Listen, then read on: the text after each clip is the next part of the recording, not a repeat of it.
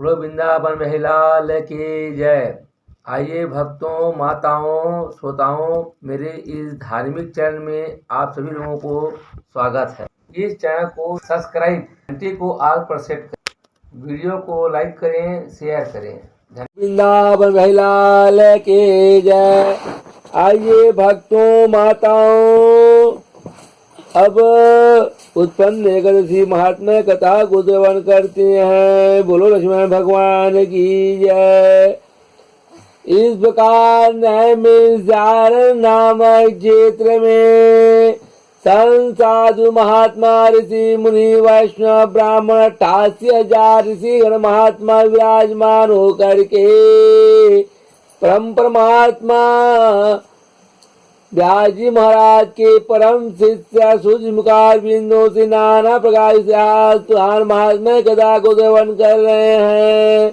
और सच्चिदानंद कृष्ण महाराज का बिंदु से राजा दृष्टि पांचों पांडव इत्यादि जो है कहती कथा महात्मा कथा को श्रवण कर रहे हैं। राजा दृष्टि दोनों जो पूछते कि हे भगवान, पुण्यमयी एकादशी तिथि कैसे उत्पन्न हुई है, इस संसार में क्यों पवित्र मानी गई तथा देवताओं को कैसे प्रिय हुई है, आज कर किस महात्मा महिमा कथा को बतलाइए महाराज। हम कथा को श्रवण करना चाहते हैं, सुनना चाहते हैं। तब परम परमात्मा भगवान सच्चिदानंद श्री कृष्ण महाराज कहते हैं कि हे कुंती नंदन, प्राचीन समय की बात है। सतयुग में मूल नामक दानव रहता था।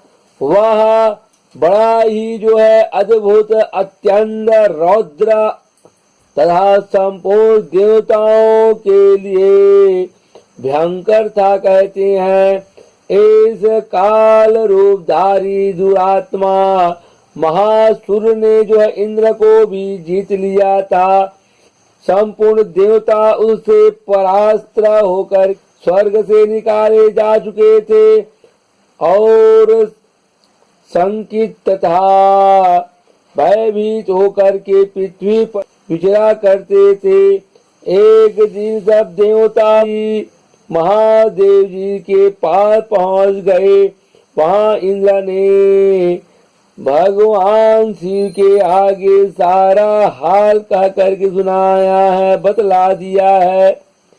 इंद्र बोले, हे महेश्वर, ये देवता स्वर्ग लोक से भ्रष्ट होकर पृथ्वी पर विचर रहे हैं, घूम रहे हैं। मनुष्यों में रहकर इनकी शोभा नहीं होती। हे देव, कोई उपाय बतलाइए, कृपा कीजिए। देवता किसका सहारा ले। महादेव जी भगवान ने इंद्र की जो है कहती हैं वचन निवेदन प्रार्थना को सुनकर के कहने लगा, हे देवराज, जहाँ सबको शरण देने वाले, सबकी रक्षा में तत्पर रहने वाले जगत के स्वामी भगवान गरुड़ ध्वज विराजमान है, वहां जाओ। वे तुम लोगों की रक्षा करेंगे कहने लग गए। भगवान सच्चिदानंद श्री कृष्ण महाराज कहती हैं कि हे युधिष्ठिर, महादेव जी की बात सुन करके परम बुद्धिमान देवराज इंद्र संपूर्ण देवताओं के साथ वहां गए। भगवान गदाधर क्षीर सागर के जल में सो रहे थे। उनका दर्शन करके इंद्र ने दोनों हाथ जोड़ करके स्तुति प्रारंभ की है, प्रार्थना की है। इंद्र बोले, हे देवेश्वर, आपको नमस्कार है, नमस्कार है, नमस्कार है। देवता और दानव दोनों ही आपकी वंदना करती हैं। हे पुंडरीकाक्ष, आप दैत्यों के शत्रु हैं। हे मधुसूदन, हम लोगों की रक्षा कीजिए, रक्षा कीजिए। हे जगन्नाथ, संपूर्ण देवता मोर नामक दानव से भयभीत होकर के आपकी शरण में आए हैं, रक्षा कीजिए महाराज। हे भक्त वत्सल, हमें बचाइए, कृपा कीजिए। हे देवेश्वर, हमें बचाइए, हमें बचाइए। हे जनार्दन, हमारी रक्षा कीजिए, रक्षा कीजिए। दानवों का विनाश करने वाले कमल नयन, हमारी रक्षा कीजिए, रक्षा कीजिए। हे प्रभु, हम सब लोग आपके समीप आए हैं, सानिध्य में आए हैं, आपके शरण में आए हैं, आपकी ही शरण में आ पड़े हैं। हे भगवान, शरण में आए हुए देवताओं की सहायता कीजिए, सहायता कीजिए। हे देव, आप ही पति, आप ही मति, आप ही कर्ता और आप ही कारण है। आप ही सब लोगों की माता और आप ही इस जगत के पिता हैं। हे भगवान, हे देव देवेश्वर, शरणागत वत्सल देवता भयभीत होकर के आपकी शरण में आए हुए हैं। हे प्रभु, अत्यंत उग्र स्वभाव वाले महाबली मोर नामक दैत्य ने संपूर्ण देवताओं को जीत करके उन्हें स्वर्ग से जो है निकाल दिया है। इंद्र की बात सुन करके भगवान विष्णु बोले, हे देवराज, यह दानव कैसा है, उसका रूप और बल कैसा है, तथा उस दुष्ट के रहने का स्थान कहाँ है, हमें बतलाइए। इंद्र बोले, हे देवेश्वर, पूर्व काल में ब्रह्मा जी के वंश में ताल जंग नामक एक महान असुर उत्पन्न हुआ था, जो अत्यंत भयंकर था। उसका मूर्दानव के नाम से विख्यात हुआ। वह भी अत्यंत उत्कृष्ट महापराक्रमी और देवताओं के लिए भयंकर है। चंद्रावती नाम से प्रसिद्ध एक नगरी है, उसी में स्थान बना करके वह निवास करता है महाराज। उस दैत्य ने समस्त देवताओं को परास्त करके स्वर्ग लोक से बाहर कर दिया है। उसने एक दूसरे ही इंद्र को स्वर्ग के सिंहासन पर बैठाया है। अग्नि, चंद्रमा, सूर्य, वायु तथा वरुण भी उसने दूसरे ही बनाए हुए हैं। हे जनार्दन, मैं सच्ची सच्ची बात बता रहा हूँ, उसने सब कोई दूसरे ही कर लिए हैं। देवताओं को तो उसने प्रत्येक स्थान से वंचित कर दिया है, निकाल दिया है, भगा दिया है। भगवान इंद्र का कथन इस प्रकार सुन करके भगवान जनार्दन को बड़ा क्रोध हुआ है। वे देवताओं को साथ लेकर के इंद्रावती पुरी में चले गए। देवताओं ने देखा दैत्यराज बारंबार गर्जना कर रहा है। उससे परास्त होकर संपूर्ण देवता दसों दिशाओं में भाग गए हैं। अब वह दानव भगवान विष्णु को देख करके बोला, खड़ा रहा, खड़ा रहा। उसकी ललकार सुन करके भगवान के नेत्र क्रोध से लाल हो गए। वे बोले, अरे दुराचारी दानव, मेरी इन भुजाओं को देख। यह कह करके श्री विष्णु भगवान ने अपने दिव्य बाणों से सामने आए हुए दुष्ट दानवों को मारना प्रारंभ किया। दानव भय से विहल हो उठे। हे पांडु नंदन, तत्पश्चात श्री विष्णु ने दैत्य सेना पर चक्र का प्रहार किया है। उससे छिन्न भिन्न होकर के सैकड़ों योद्धा मौत के मुख में चले गए। उसके बाद भगवान मधुसूदन बद्रिकाश्रम में चले गए। वहां सिंहावती नाम की गुफा थी जो 12 योजन लंबी थी। हे पांडु नंदन, उस गुफा में एक ही दरवाजा था। भगवान विष्णु उसी में सो रहे हैं, आराम कर रहे हैं। दाना मोर भगवान को मार डालने के उद्योग से लगा हुआ था। वह उनके पीछे लगा रहा। वहां पहुंच करके उसने भी उसी गुफा में प्रवेश किया। वहां भगवान को सोते देख उसे बड़ा हर्ष हुआ, प्रसन्न हुआ। उसने सोचा यह दानवों को भय देने वाला देवता है, अतः निसंदेह इसे मार डालूंगा।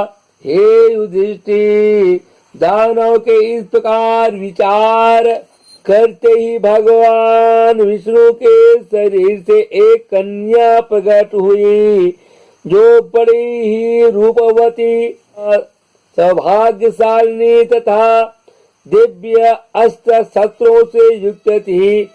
वह भगवान के तेज के अंश से उत्पन्न हुई थी। उसका बल और पराक्रम महान था। हे युधिष्ठिर, दानव राज मोर ने उस कन्या को देखा। कन्या ने युद्ध का विचार करके दानव के साथ महान भारी युद्ध के लिए याचना की। युद्ध छिड़ गया है, आरंभ हो गया। कन्या सब प्रकार की युद्ध कला में निपुण थी, सुदक्ष थी। वह मोर नामक महान और उसके होंकार मात से राख का ढेर हो गया। दानव के मारे जाने पर भगवान जाग उठे। उन्होंने दानव को धरती पर पड़ा देख पूछा, मेरा यह शत्रु अत्यंत उग्र और भयंकर था, किसने इसका वध किया है, मार डाला है? पूछने लग गए। कन्या बोली, हे स्वामीन, आपके ही प्रसाद से, आशीर्वाद से मैंने इस महादैत्य का वध किया है, मार डाला है। श्री भगवान ने कहा, हे कल्याणी, तुम्हारे इस कर्म से तीनों लोकों के मुनि और देवता आनंदित हुए हैं, प्रसन्नचित हो गए हैं। अतः तुम्हारे मन में जैसी रुचि हो, इच्छा हो, उसके अनुसार मुझसे कोई वर मांगो। देव दुर्लभ होने पर भी वह वर मैं तुम्हें दूंगा, प्रदान करूंगा, इसमें तनिक भी संदेह नहीं है। ऐसे श्री भगवान विष्णु ने कहा। वह कन्या साक्षात एकादशी ही थी। उसने कहा, हे प्रभो, यदि आप प्रसन्न हैं, आनंदित हैं, तो मैं आपकी कृपा से, प्रसाद से सब तीर्थों में प्रधान, समस्त विघ्नों का नाश करने वाली तथा सब प्रकार की सिद्धि देने वाली हो सकूं। हे जनार्दन भगवान, जो लोग आप में श्रद्धा भक्ति रखते हुए मेरे दिन को उपवास करेंगे, उन्हें सब प्रकार की सिद्धि प्राप्त हो। हे माधव भगवान, जो लोग उपवास, नक्त अथवा एक भुक्त करके मेरे व्रत का पालन करें, उन्हें आप धन, धर्म और मोक्ष प्रदान कीजिए भगवान। इस प्रकार वह कन्या करसी कहने लग जाती हैं। उनके प्रार्थना निवेदन को सुन करके श्री सच्चिदानंद श्री विष्णु भगवान बोले, हे कल्याणी, तुम जो कुछ कहती हो वह सब पूर्ण होगा, सफल होगा कहा। सच्चिदानंद श्री कृष्ण भगवान चंद्र कहते हैं कि हे युधिष्ठिर, हे पांडव, ऐसा वर पाकर के महाव्रता एकादशी बहुत प्रसन्न हुई है, आनंदित हो गई है। दोनों पक्षों की एकादशी अर्थात कृष्ण पक्ष की एकादशी, शुक्ल पक्ष की एकादशी, दोनों एकादशी समान रूप से कल्याण करने वाली है, फल प्रदान करने वाली है। इसमें शुक्ल पक्ष और कृष्ण पक्ष का भेद नहीं करना चाहिए। यदि उदय काल में थोड़ी सी एकादशी, मध्य में पूरी द्वादशी और अंत में किंचिन मात्र त्रयोदशी हो तो वह त्रिस्पृशा एकादशी कहलाती हैं। वह भगवान को बहुत ही प्रिय है, आनंद को प्रदान करने वाली है। यदि एक त्रिस्पृशा एकादशी को उपवास कर लिया जाए तो 1 सहस्त्र एकादशी व्रत करने का फल प्राप्त हो जाता है, तथा इसी प्रकार द्वादशी में पारण करने पर सहस्त्र गुणा फल को प्रदान करने वाला माना गया है। अष्टमी तिथि, एकादशी तिथि, षष्ठी तिथि, तृतीया तिथि और चतुर्दशी तिथि, ये यदि पूर्व तिथि से वृद्ध हो तो उनमें व्रत नहीं करना चाहिए। परवर्तनी तिथि से युक्त होने पर ही इनमें उपवास का विधान है। पहले दिन में और रात में भी एकादशी हो तथा दूसरे दिन केवल प्रातः काल एक दंड एकादशी रहे तो पहली तिथि का परित्याग करके दूसरे दिन की द्वादशी से युक्त एकादशी तिथि को ही जो है उपवास करना श्रेष्ठ सुदक्ष माना गया है। यह विधि मैंने शुक्ल पक्ष, कृष्ण पक्ष दोनों पक्षों की एकादशी के लिए बताई है। जो मनुष्य नर हो या नारी श्रद्धा भक्ति के अनुसार एकादशी को उपवास करता है, वह वैकुंठ धाम में जहाँ साक्षात भगवान गरुड़ ध्वज विराजमान है, वहाँ उस वैकुंठ धाम को लोक में निवास करता है जाता है। जो मानव नर हो या नारी हर समय एकादशी तिथि के महात्म्य का पाठ करता है, पढ़ता है, उस व्यक्ति मनुष्य भक्त प्राणी को सहस्त्र गौ दान करने का पुण्य फल प्राप्त हो जाता है। जो दिन या रात में श्रद्धा भक्ति पूर्वक इस महात्म्य या महिमा का श्रवण करते हैं, कथा को सुनते रहते हैं, वे निसंदेह ब्रह्म हत्या आदि पापों से मुक्त हो जाते हैं, तर जाते हैं, छुटकारा प्राप्त कर लेते हैं।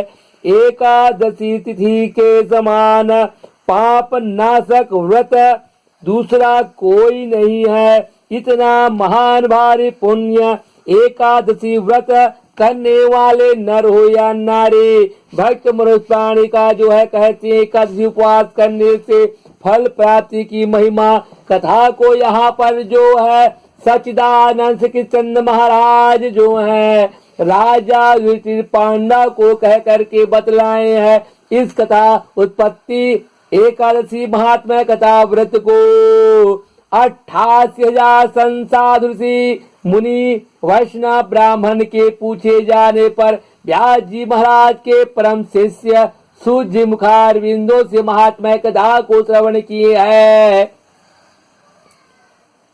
बोलो वृंदावन बिहारी लाल की जय। श्री उत्पत्ति एकादशी महात्मा कथा समाप्ता। राधा कृष्ण भगवान की जय, लक्ष्मी नारायण भगवान की जय, लक्ष्मी विष्णु भगवान की जय, सत्यनारायण भगवान की जय, जगन्नाथ स्वामी भगवान की जय, लखन सिया रामचंद्र भगवान की जय, पवन सुत हनुमान की जय, भास्कर भगवान की जय, अपने अपने गुरु महाराज की जय, अपने अपने माता पिता की जय, नगर देवता भगवान की जय, ग्राम देवता भगवान की जय, धर्म की जय। धर्म का नाश हो, प्राणियों में सद्भावना हो, विश्व का कल्याण हो, गौ हत्या बंद हो, गौ सेवा हो, गौ माता की जय हो। जय जय सीताराम, जय जय सीताराम, जय जय सीताराम।